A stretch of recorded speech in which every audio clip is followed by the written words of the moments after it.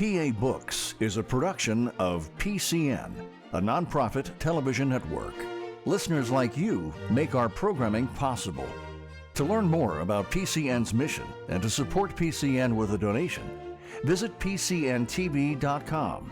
This link and others can be found in our show notes. We appreciate your support. Welcome to the PA Books Podcast. I'm Phil Beckman. PA Books features interviews with authors of books about Pennsylvania history, culture, and people. In this episode, we talk with Tom McMillian about his book, The Year That Made America, From Rebellion to Independence, 1775 to 1776.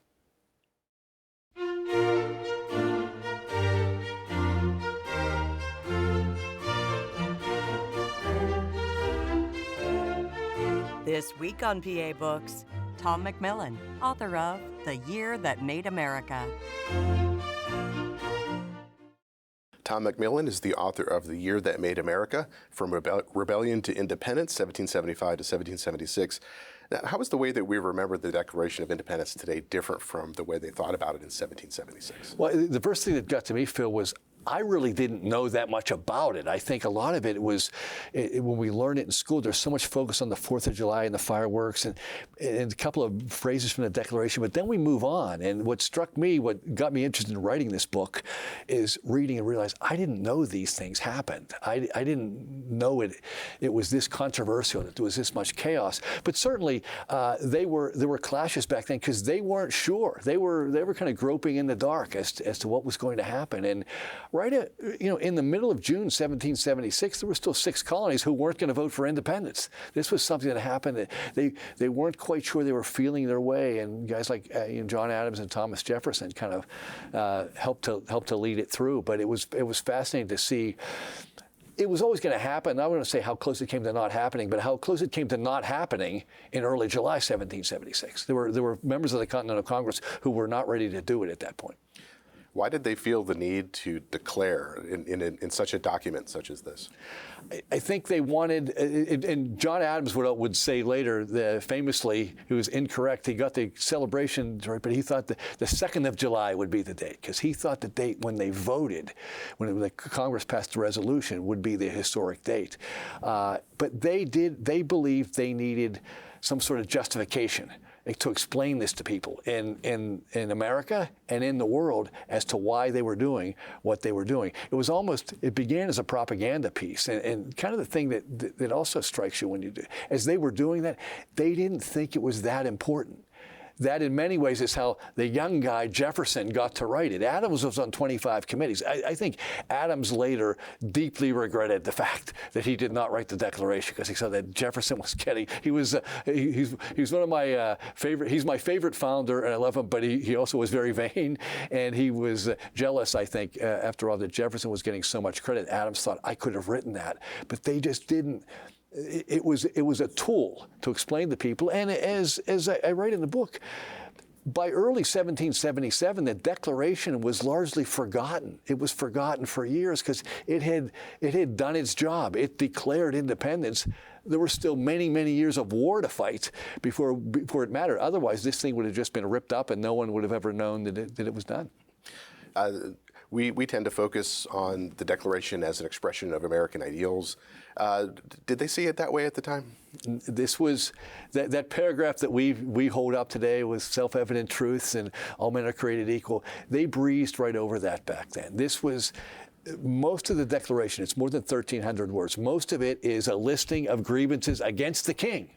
Some of them, we read them today and say, well, what are they talking about? Some of them, even admitted back then, were rather vague, but it was declaring why we were doing this. And to them, the most important paragraph was the last paragraph. That's where they declared independence. Today, we don't think of that much. We always go to those early paragraphs that sing about the American ideal, the American creed, and they're very important, but they were less important back then. People kind of agreed with that point, but they had to justify to the people in America and the rest of the world why we were doing this, and listed all these grievances against the king. And they went, Jefferson wrote some early in his draft. His draft was heavily edited. They took some out. The Continental Congress did a group editing effort. I was kind of surprised at how much editing had been done. We think of Thomas Jefferson as the author. He wrote the original draft. He was the primary author, but there were 86 editorial changes that were marked by his committee and by the Continental Congress to change that language. Now, you say in the book that you think Richard Henry Lee has been overshadowed and perhaps deserves being included with Adams and Jefferson. Because he was the man who proposed independence on the floor of Congress. He basically, today, he would have proposed the bill. It would have been famous. We don't really hear much about him. He's overshadowed by Adams and Franklin and Washington and Jefferson for obvious reasons. It's just was kind of surprising to me with what he did that he's not remembered more, because that was quite a significant act, being the person who did it. He had approval from the Assembly back home, but he was the Virginia firebrand at that time. He was the leader of the delegation. And I think what happened is he did that and then he went home. He wasn't around for the votes because they were writing a colonial constitution back in Virginia. And back then, all the way up to the Civil War, a lot of folks thought what happened in your colony or state was most important. That was your country.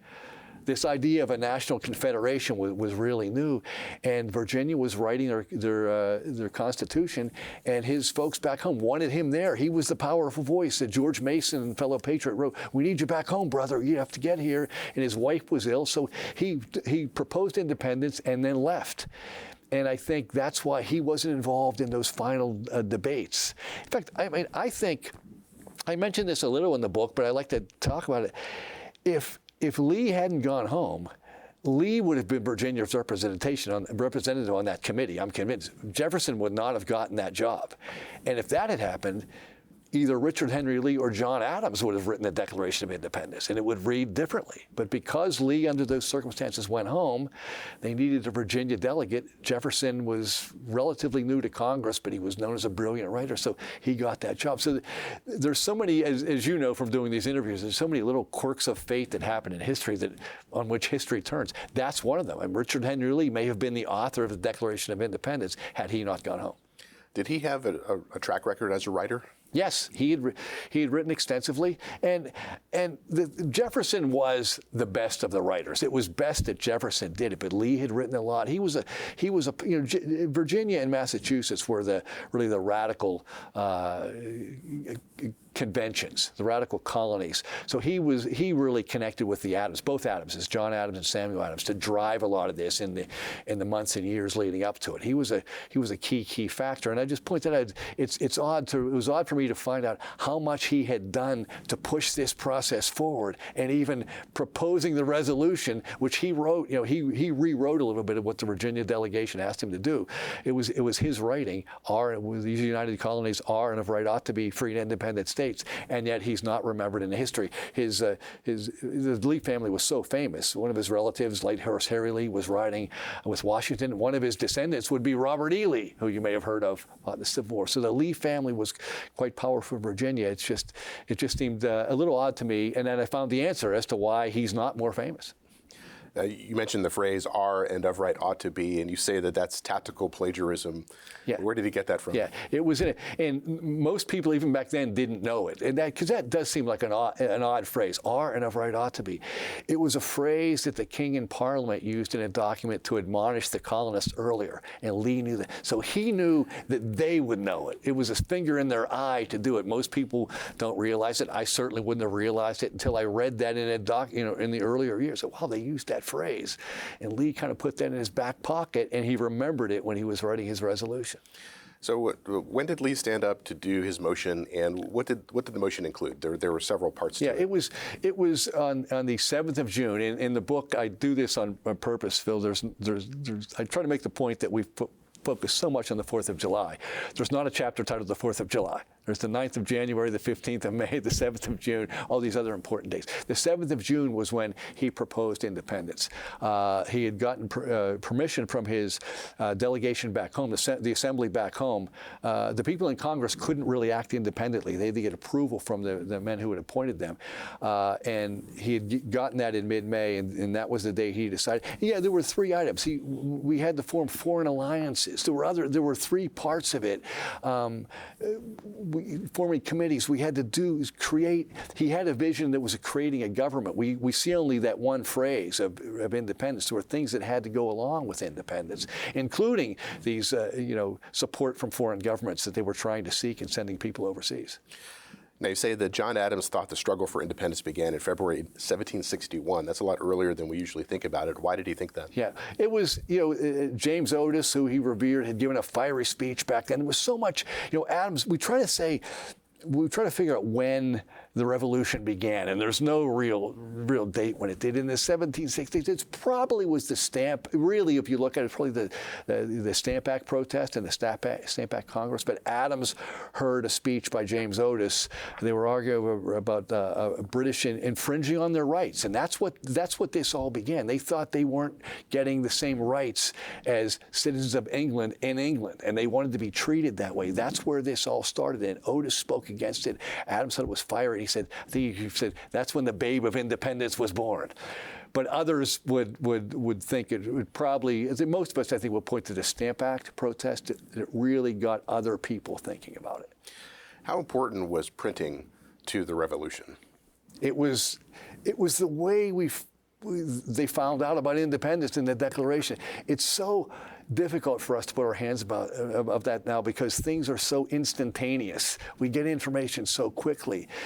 It took a while, and they had to, after they voted and after they edited the Declaration, they sent it to a local printer in Philadelphia to get a 1-page broadsheet. They ordered 200 of them. And that's how the Declaration was distributed. John Hancock sent, there were about 200 of them made. John Hancock sent one to each of the colonial assemblies. He sent one to General Washington in New York to read to the troops. He sent one to our representatives in England, expressed it over there. That's how you found it out. You either read it, the newspapers picked it up and ran it in full. That's how people heard about it.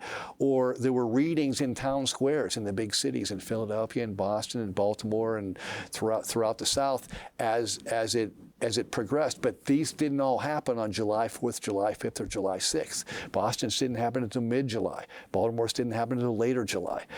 Georgia and South Carolina didn't know until early August. They got it when their papers started to print this. So people you really had to seek information. It wasn't a click of a computer back then, and we kind of forget that. So everybody in what became the country did not know this happened on July 2nd or July 4th or July 6th. It took a while, and people would read it, and we can't imagine reading that many words back then, but that's how they learned it, and these were read in the town square. And that is how the 4th of July became our Independence Day. Again, Adams thought it would be the 2nd of July when the vote was made, but on the document at the top of the printed declaration was, in Congress, July 4th, 1776. And that's what people around the country read, and that's what they heard during the readings. So that's how that became Independence Day. How long did it take a copy of the Declaration to make it to England? It made it there in August. It got there in August, and people were aware of it. It was published in some European papers. Nobody knows exactly when the king saw it. He wouldn't give them the satisfaction of doing that. But the idea, we'll get into this a little. I'm thinking the earliest edition of the Declaration was not signed. It was printed. They didn't start signing until August 2nd. So the copy that got to England and around the States did not have the signatures. It just had the printed name of John Hancock and Charles Thompson, the Secretary of Congress. So that whole idea that John Hancock heard his name so big so King George could read it, great story in history, but not quite true. I don't know when the king, if he ever would have seen the signed version. What type of influence did the Virginia Declaration of Rights, authored primarily by George Mason, have on Thomas Jefferson? Huge. And you mentioned the word plagiarism earlier. I mean, Jefferson stole some of the phrases. It was different back then. That was accepted. You were supposed to take great writing and implement into your own writing. And some of the phrases that we see in that second paragraph that's so famous today were used by George Mason in the Virginia Bill of Rights, that he got out there in early June, and it was printed in the Philadelphia paper just as Jefferson was starting to write. And they had written back and forth. So he borrowed a lot of phrases from his own writing and from others' writing. And today we would say that's plagiarism, but back then that's what you did. It was the virtual town square, and in 1776 version, you picked up that language. Other people wouldn't have known that Mason wrote that. So it had huge influence. In Jefferson, he wrote the original draft of the Declaration actually in a couple of days, I think. But he had been writing his own versions of the Virginia Constitution, which weren't accepted, but that was important to him back then. So he'd been working in all these phrases on these concepts and reading other people too. So it wasn't like he started from scratch on June the 11th when he first got the assignment to write the original draft. So the Declaration happens, but if we wind back the clock to 1774, the First Continental Congress is meeting in Philadelphia. What was the inciting incident for that? It was, their concept. It was the rights of British America. The idea was they wanted their rights restored. There might have been a couple of radicals from Massachusetts that were thinking independence back then, but not many. They would have been nervous about that. They thought they could reach out to the king, and once he heard their complaints, what they were talking about, that he would understand and their rights would be restored. And had the king read the play, had the king in Parliament read the play correctly, to use a sports term from my course back, this independence would not have happened, or certainly not when it did. They kind of made foolish decisions. They didn't understand. You're an ocean apart, and it took a long time for news to travel back and forth. They didn't really get a sense of what was going on. And as those guys got together, then you're starting to meet with like-minded people. When people didn't travel much back then. Most people didn't travel more than 25 or 50 miles from where they lived. So now you have people from all these different parts of the country getting together and sharing ideas. And like happens anywhere, the like-minded folks banded together. And John Adams and Sam Adams met the Virginia folks, and they started to develop little friendships, little cliques perhaps, that kind of drove that. So in its own way, we don't think much of the First Continental Congress, but it was the seed that started all this, because it brought these guys together, even if at the time it was only to try to restore their rights as British citizens within the British Empire. Now, one of the things that came out of the First Continental Congress was a schedule for a Second Continental Congress the following May at 1775. But before that happened, shortly before that happened, shots rang out in Massachusetts. What happened? Yeah, well, and they had a plan that, if needed, if we need to, because they were still hopeful when they wrote that in the First Continental Congress that the king would react and they wouldn't need the Second Continental Congress. In fact, they did. They would be back in Philadelphia. But on April 19th, the Revolutionary War really began. That's when the war began. The Revolution probably before that, but with the shots at Lexington and Concord, and British troops were trying to, they sensed things were going on. There was gunpowder and there were cannons, and the colonists thought that they were also looking for John Hancock and Samuel Adams, who were in that area at the time, and they were trying to alert them that you better get out of there, because those guys probably would have been hanged had they been snagged. So if the British had been successful in that incursion, but the colonists stood up to them in Lexington. There were only a few shots fired, and then really in Concord, where they surprisingly pushed the British back and kind of chased them back to Boston.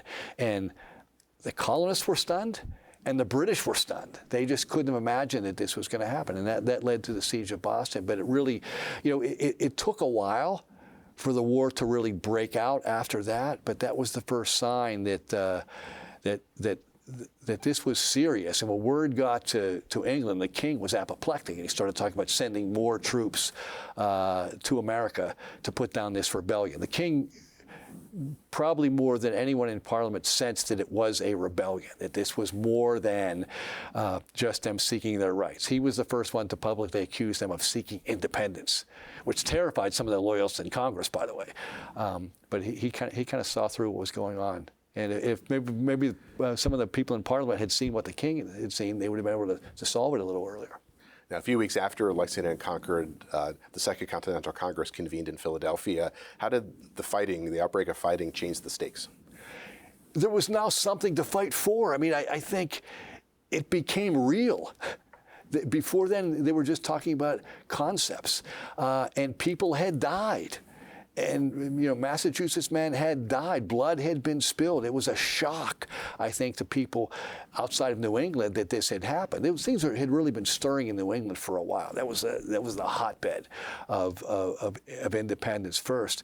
But I think it really it unmoored some of the moderates in Pennsylvania and in the South. Whoa, this is going to be serious. And they knew that the king and Parliament would then be upset, and they would send more troops. And now some of the problems they were dealing with earlier about British overreach was going to continue to happen. The British overreach is what happened a lot here. I think they just didn't appreciate how organized and how passionate the colonists were. They couldn't imagine that they wouldn't just be happy to be part of the greatest empire in the world. There was certainly some condescension from England, which is probably not hard for us to understand. Were there supporters of the American cause in England? Oh, sure. There definitely were. There were people who understood it, and what they wanted was not so much independence, but these folks are right. They do need to have their rights restored. There were definitely supporters of what was going on. It was never just 100%, and those folks didn't want there to be a war with their own citizens. That's what they viewed. These were British subjects. John Adams and Thomas Jefferson and Benjamin Franklin were born as British subjects. And they thought this isn't right to be fighting our own people, per se. But I think, a lot of it, just because with the distance and the time it took, even for letters to get back and forth, they couldn't react. Things had already happened by the time they were reacting back in England. Things had gotten out of control. And we saw that with the War of 1812 as well. Just with the lack of timely communication really added to the chaos on both ends. At what point did Congress decide to create an army? It was after Lexington and Concord. It was in June of 1775, and the idea then was who was going to run it, who's going to be the general. And George Washington, wearing his military uniform to Congress, an esteemed member of Congress as he was, and had some military background, was the candidate. I think a lot of folks thought that, a lot of the naysayers thought that John Adams, there was so much Massachusetts to start against, they thought that he was going to propose somebody from Massachusetts to lead it, and maybe John Hancock, who wanted the job. But I think Adams and some others Adams gets all the credit for it. Probably he doesn't deserve all of it.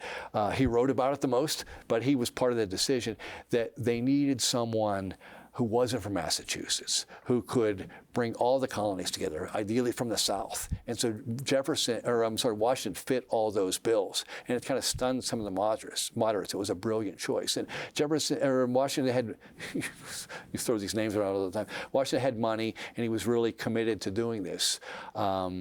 Probably one of the first supporters of what was that the Massachusetts men felt was one of their supporters. So that's how he got that job. But again, he had never led massive amounts of troops. This was a shot in the dark. We look at it now. It worked out. No one knew it. So many of their decisions were risky, and that was a risky one. But it happened to work out. So in June of 1775, Congress approves the establishment of an army. George Washington becomes the commander of that. Was there also an effort to try to defuse the situation? From within? From Congress? Oh, certainly. There were almost until the Declaration of Independence. There were people who wanted to do it. That summer, led by the monarchs, led by John Dickinson of Pennsylvania, were writing a document that was called an olive branch to the king. And they really thought that if they just explain, okay, now he knows we're serious. Shots have been fired. This is kind of ridiculous. That was the moderate point.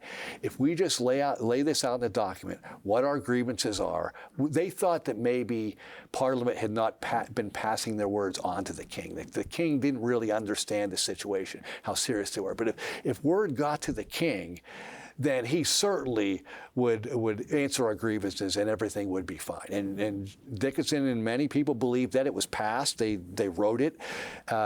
Jefferson wrote some. Dickinson wrote some of that.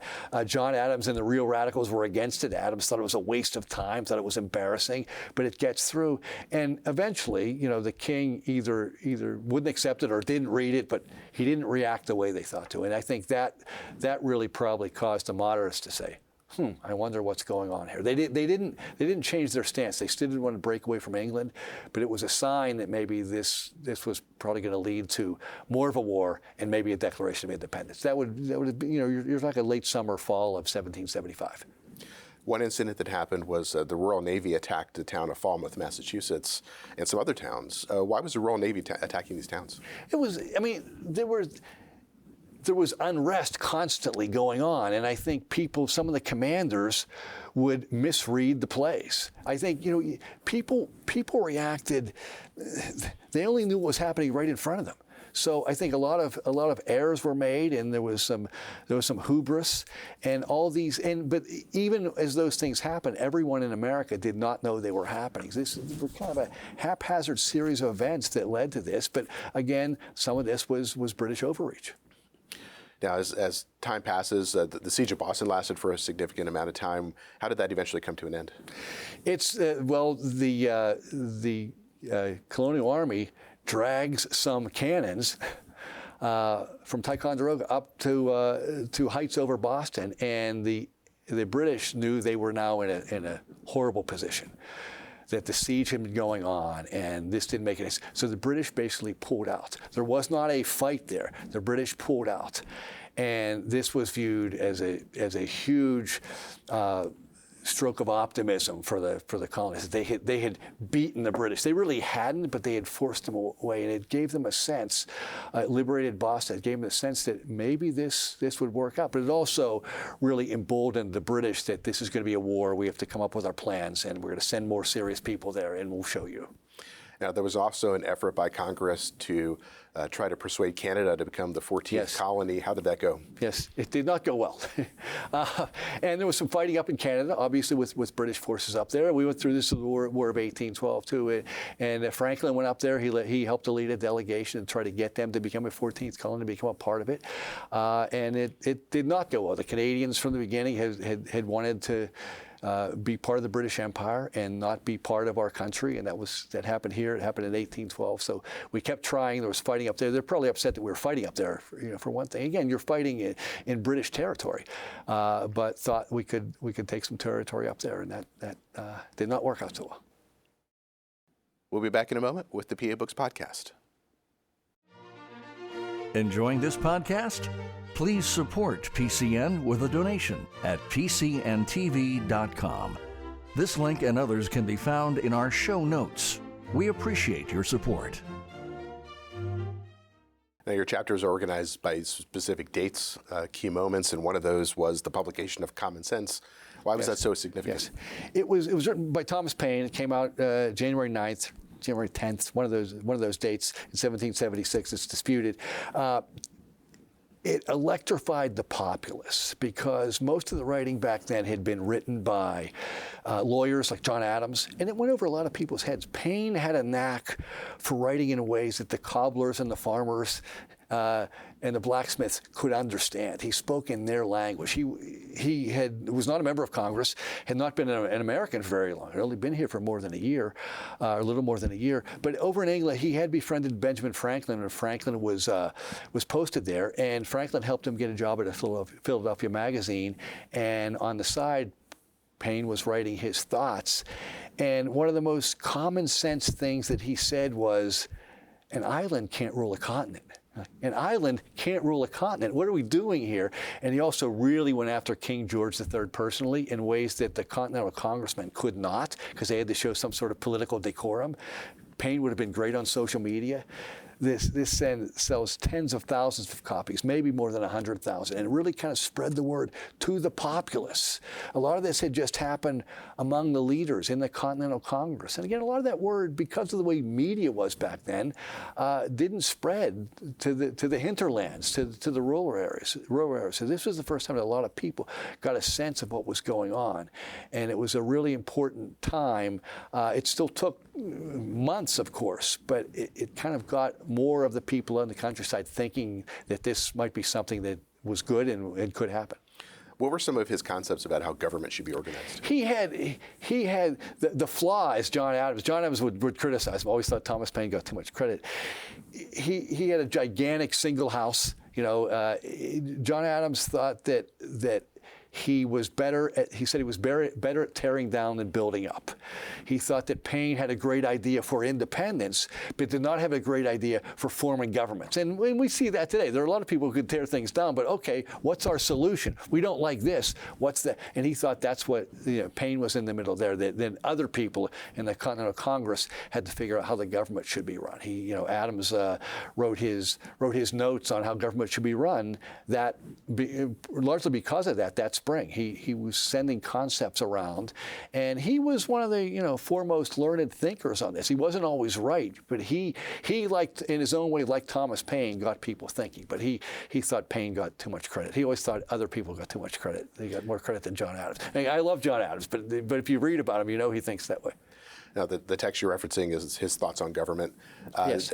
How much of an impact would that have on the formation of state governments? It would have a lot. A lot of these folks were going back home to their assemblies. They were constantly going back from Philadelphia to their assemblies, and they were in the spring of 1775 in particular, Congress had, without much fanfare, passed a resolution that the colonies should really be creating their own governments and their own constitutions. And people would take these ideas and take them home. They would ask Adams to write out copies of what he had done, and he wrote different versions of different lengths. He wasn't writing it word for everything had to be handwritten back then. He would add a few things, and it had tremendous influence because he was one of the first and foremost thinkers of how government should be run and put these ideas. People hadn't really thought of these things a lot since then. It was really the whole process created a lot of ideas. How did views on independence in Pennsylvania change during this process? Yeah, Pennsylvania was some of the middle states were moderate states, and one of the most powerful voices was John Dickinson, who was very much a moderate. Not saying he was totally going to be against independence, but he just didn't think it should happen now. He thought it was very dangerous, and over time, there was a lot of chaos in some of these colonies. In Pennsylvania, in June of 1776, there was kind of an upheaval in the local assembly, which was meeting in the same, what we now call Independence Hall, was then the State House, was meeting in the same building as the Continental Congress. And Dickinson at one point was running up and down the stairs trying to control what was happening. And he and John Adams clashed, and it was getting into the book, it was really chaotic time. Those were among the things that I just didn't know. And Dickinson was a powerful voice, but eventually, helped by common sense, helped by what was going on in the Congress, Pennsylvania started to become a little more radical. But it was one of the last colonies to agree to vote for independence. It was one of the colonies that on the night of July 1st still wasn't there. On the night of July 1st, 1776, the Pennsylvania delegation was not going to vote for independence. Now, one of the states that did get there first was Rhode Island, which declared independence on its own. On its own, yeah.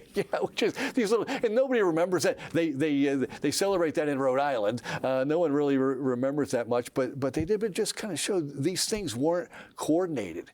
Each colony had its own idea, and each assembly had its own idea. And the thing I had to remember keep reminding myself was the delegations in Philadelphia weren't the power. The delegations were back home. Those assemblies back home in Rhode Island, in Connecticut, in Virginia. They were the ones who told you what you could think, and they all reacted on different timetables.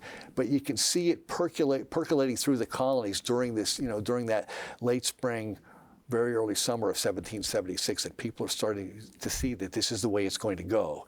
But you still needed, the bigger middle states, Pennsylvania, New York. There was some concern about whether they would come around. And the radicals, John Adams, Samuel Adams, were constantly stirring the pot. Samuel Adams was a loud voice early in the process. By the time we get to 1776, he's really working behind the scenes. There's some great biographies about him. He's an interesting character. John took the mantle.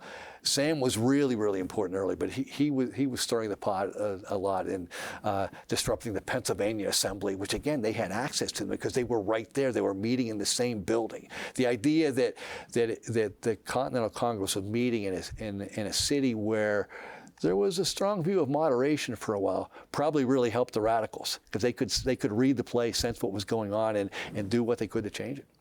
One of the figures from this time period was Benjamin Franklin's son, William. Yes. What were his views on independence, and how did that affect his relationship with his father? He was very much a loyalist.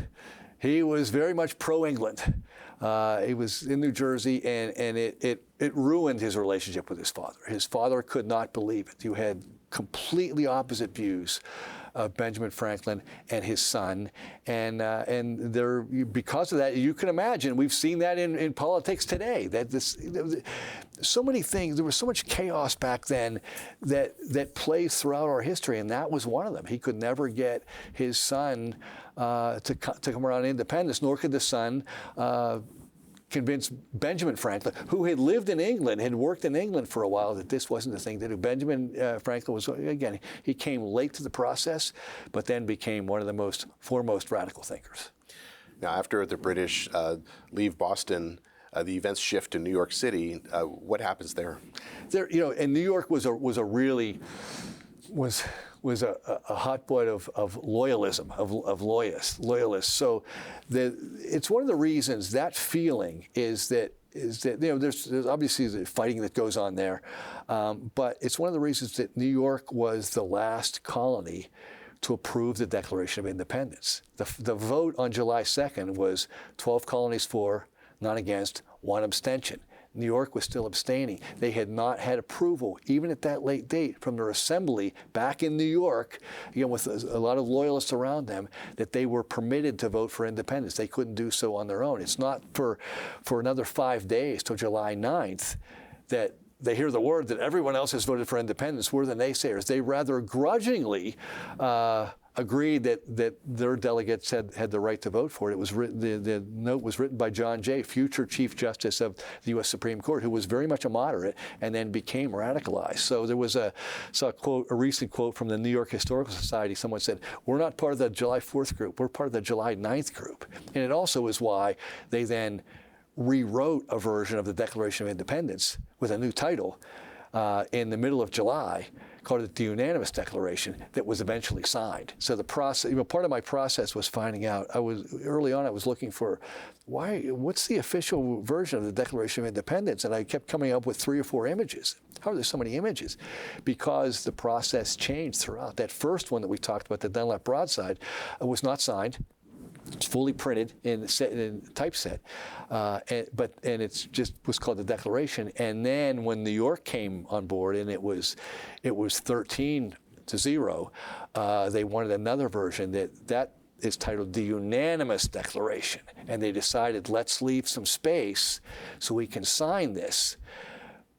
That was ordered on July 15th. It was assigned to a man named Timothy Matlack with great handwriting. It took him a few weeks to get it finished. He was supposed to leave a space at the bottom. It's not until August 2nd that it gets to Congress, and that's the first time that they started signing the Declaration of Independence. No one signed on July 4th. That version was not signed. And Congress, frustratingly for historians, never took attendance on any particular day. So you never knew who was there on any particular day. Guys were sick, guys were doing other things. They believe that 47 of the delegates signed the Declaration that day. And eventually there would be 56, so 9 would sign later. And the other thing I found out, there were people who weren't even appointed to Congress by July 2nd or July 4th. They came later, who signed the Declaration of Independence. They're in Congress now. They want their name on the document. There was one man who voted against it who signed for it. There's one man who voted for it who signed against it. Thomas McCain of Delaware who was very much for it and voted for it, did not sign until 1777 because he was off fighting the Revolutionary War. So a lot of things were going on here. So we kind of have a distorted view of. That's why I talk about, we tend to think that everything happened on the 4th of July. It was written, it was approved, it was signed. There are versions. And there was a third version that was printed in Baltimore in January of 1777. Congress had actually moved from Philadelphia, fled from Philadelphia because the war got a little close. But that was after Washington's army had gotten some victories and they were emboldened because that original version that was signed was not released to the public right away in the fall of 1776. People still didn't know who signed the Declaration of Independence. The war wasn't going well at that point. It was until January when they printed another version by a female printer in Baltimore, of which there weren't many in 1776, Mary Catherine Goddard, the Goddard broadside. And it was very nicely printed, and she arranged all the signatures by state, identified by state, which even in the signed version you don't have. So you know who's from Connecticut, who's from New York, who's from Georgia. And that's when it was released. And that's really the first time that people saw who would sign the Declaration of Independence. It blows our minds today that you would not have known that. But the public really didn't have a lot of information just because of the way information got out back then.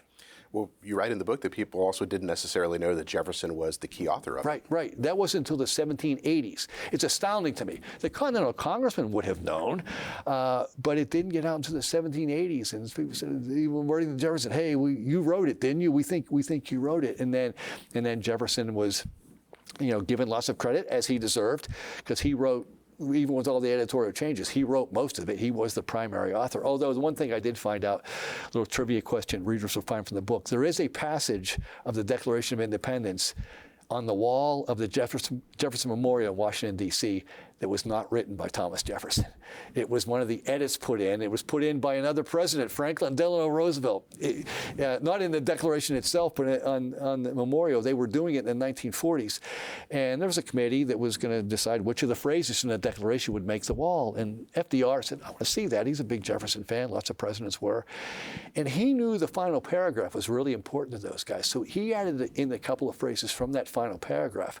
Unbeknownst to him, he added a couple of phrases that Jefferson did not write. Now, does that matter? No. It's just kind of a little quirk of history. But it's kind of funny how history sometimes plays tricks on us. So, yes, there is a phrase or two on the wall of the Jefferson Memorial that was not actually written by Thomas Jefferson. How many early surviving drafts are there from the earliest phases of the writing of it? Yeah. Well, Jefferson's original draft exists. He kept it. At least we think it's the most original one that he has. There may have been some others that he ripped up and threw away, but he had a draft that's still at the National Archives where it was marked, it was edited, and he actually later went back and identified some of the changes. He identified 7 of the edits. A couple gave credit to Adams, a couple gave credit to Franklin, gave credit on none of the others. And the committee he was on, the 5-man committee, made 47 changes, led by Franklin and Adams. Congress then made 39 of its own changes. No one knows who made those. The congressional record is silent on that. We don't. I guess they just. I wish we had that information. I guess they just didn't think it was that important.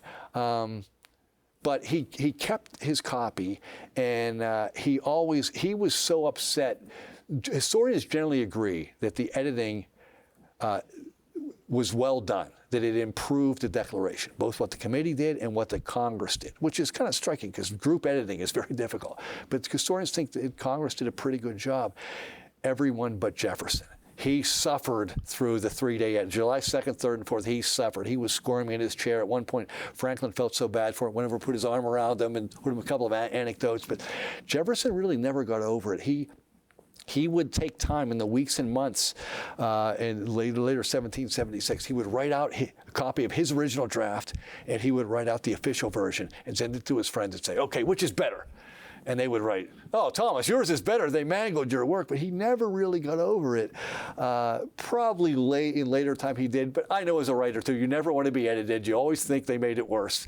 And then sometimes later you think, they did a pretty good job. So I've got to believe that Jefferson at the end realized that they did a pretty good job. But in the moment, he wasn't very happy. He was very proud of his own writing. And the other thing I want to say, of those changes, Jefferson may have made some of them himself. Writers always edit themselves. themselves. I edited this book up until the day I turned it in. So some of them that are crossed out, and they've done themselves. We just don't know.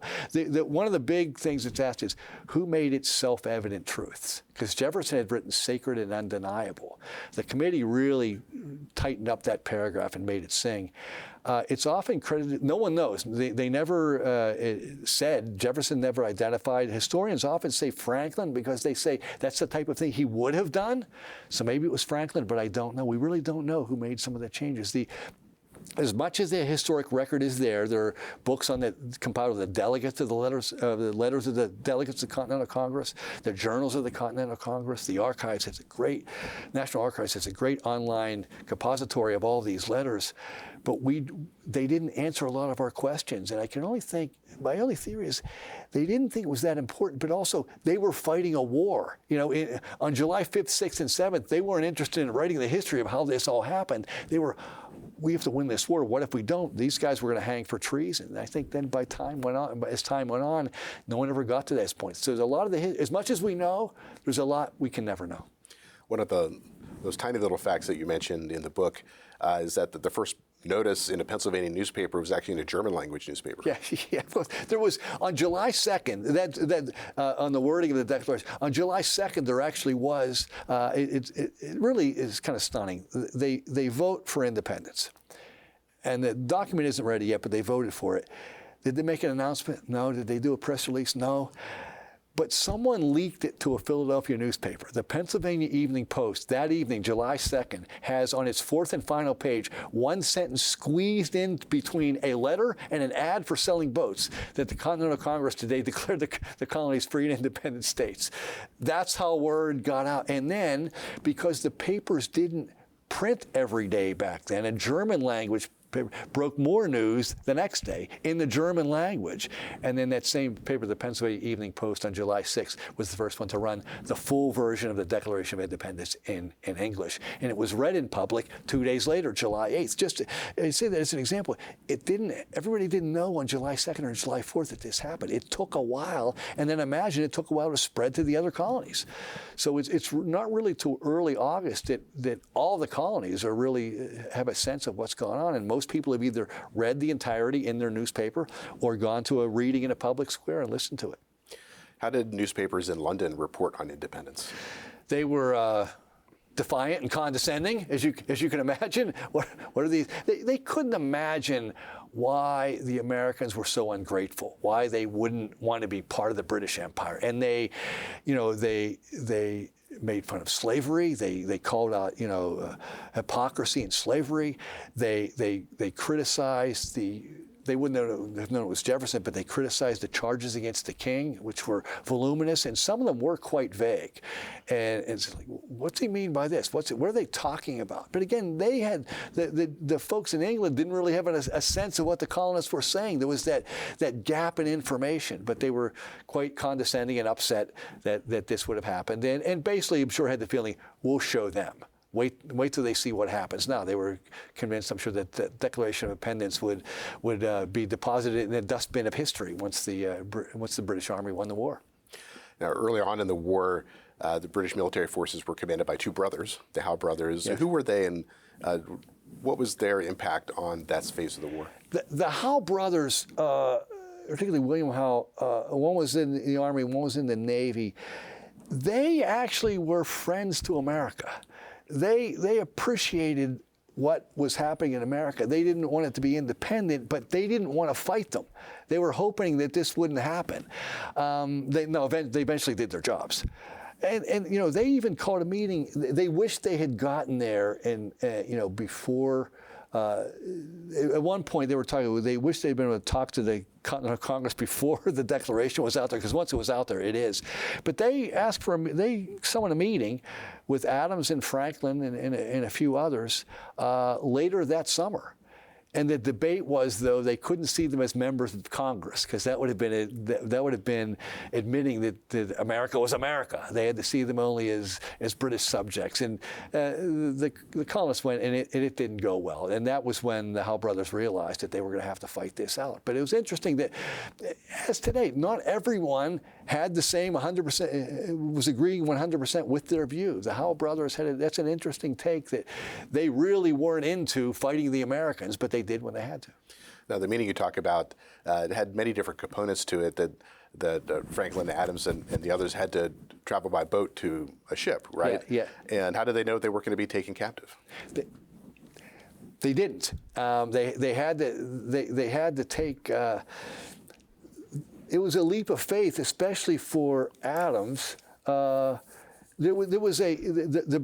The British offered to send an officer and leave him on the American side, so to speak, to show that you would come back. And Adams and Franklin said, we don't need this. They were still nervous, but they wanted to show some respect, that we know you won't take us prisoner. And John Adams wouldn't have known this, but he took the most risk because he was on a list of colonists who were to be hanged if this was going to happen. Here he is sitting in front of the House, but I think the House took it as a great sign of respect that the Americans would not accept this token. We'll leave our man here to show that you're going to come back. No, we don't need that. Having said that, I mean, it was a great show of respect. They still have to be pretty nervous. I mean, they're going into the mouth of the lion, right? And you're not really sure what's going to happen. And Adams would find out later that his name was on that list, and he probably said, "Why did I do what I did?" But the Howes were upstanding folks, and they had their conversation, and they disagreed, and the war went on. Now, as time would pass, the Declaration of Independence would become a kind of a hallowed document for the United States, and it would influence different groups of people. You talk about at the 1848 Seneca Falls Convention was one of those. Talk about the influence there. Well, women's rights, yes. It was fascinating to me how much that language affected the Seneca Falls Convention on women's rights. And one of the attendees of that conference was Frederick Douglass, who would later have an impact on President Lincoln and the way he viewed things. And all the way up till, believe it or not, in the early 20th century, Ho Chi Minh used the exact language of the early French sentence of the Declaration of Independence in his declaration in Vietnam. So people, even sometimes with opposite views or with where it's to support women's rights, they loved the language, they loved the idea, they loved the boldness. So it really was replicated in many different ways throughout history.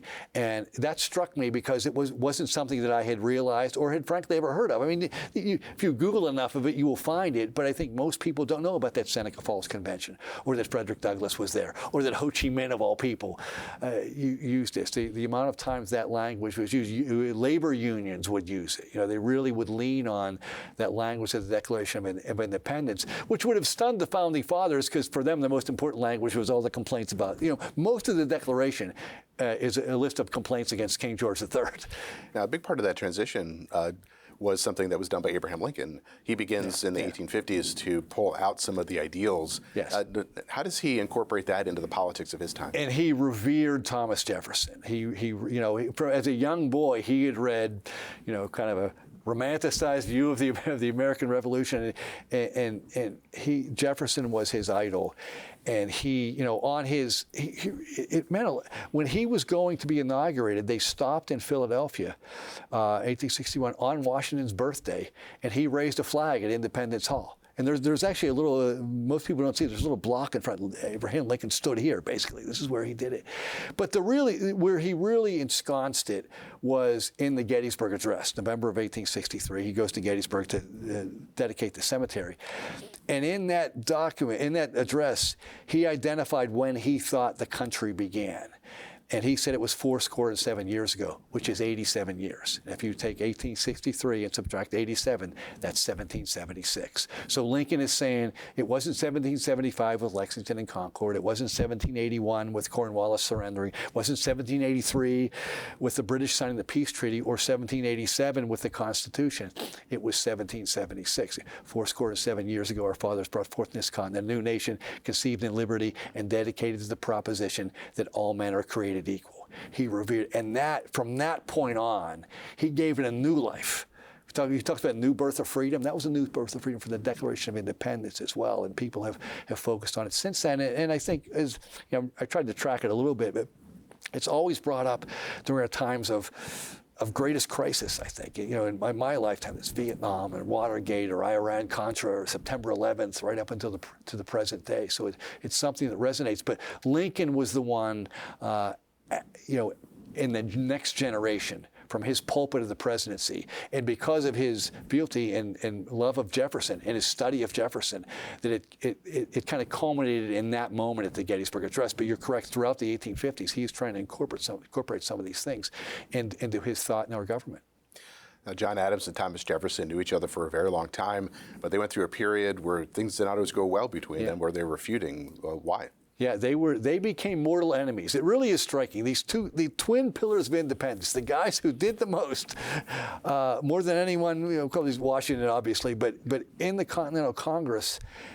And then American partisan politics got in the way. The party politics got in the way. Washington didn't want to have parties. We had parties right away. And they just had different views of the way government should be run. And Adams was for the Federalists, a strong federal government. And Frank Jefferson was the anti-Federalists, or the Democratic Republicans. The state should have the power. And we really had a convoluted system early on where the man who got the most votes in the election became president, and the second most votes became vice president. So they're from different parties, but John Adams was the president, and Thomas Jefferson was his vice president. How do you think that worked out? It would be like in 2016, Donald Trump would have been the president, and Hillary Clinton would have been the vice president. We had to get out of that system, obviously, but Jefferson was not very supportive of Adams. They kept up a professional environment, but they clashed. Jefferson then runs against Adams, beats him in the 1800 election. Adams refuses to attend the inauguration, left town that morning. They didn't write or speak for more than 10 years. They just went different ways, stewing in Virginia and Massachusetts. Jefferson obviously had a much more successful presidency than Adams did. But it was a Philadelphia doctor, Dr. Benjamin Rush, who was a member of Congress, who finally got them together and said, you were the twin pillars. You guys should speak. And finally, it was in the 1820s. And really, a lot of it was because of the War of 1812 generation, which had also fought England, was trying to figure out, what happened? How did we declare independence? So much had happened in a short period of time. There wasn't a great record. These two guys are still alive, so they start to write to them. And Adams and Jefferson start to write. They wrote voluminously in the 1820s. A lot of what we know to each other and to others about what happened, a lot of what we know from the Revolutionary era comes from those writings. They were first-person participants, but this is 30, 40 years later. Their memories, I'm sure, would have faded. They disagreed on some things, but it's a treasure trove of information. And they did write. One wrote, "We should explain ourselves to each other." And then, of course, they die on the same day. The greatest quirk of fate in American history. We've been speaking with Tom McMillian. He is the author of The Year That Made America. Thanks, Tom. Thanks for joining us. Phil, thank you very much. Listeners like you make PCN programming possible. Full episodes of PA Books, as well as other PCN programs, are available to stream with the PCN Select app. To learn more about PCN's mission and to support PCN with a donation, visit pcntv.com. This link and others can be found in our show notes. We appreciate your support.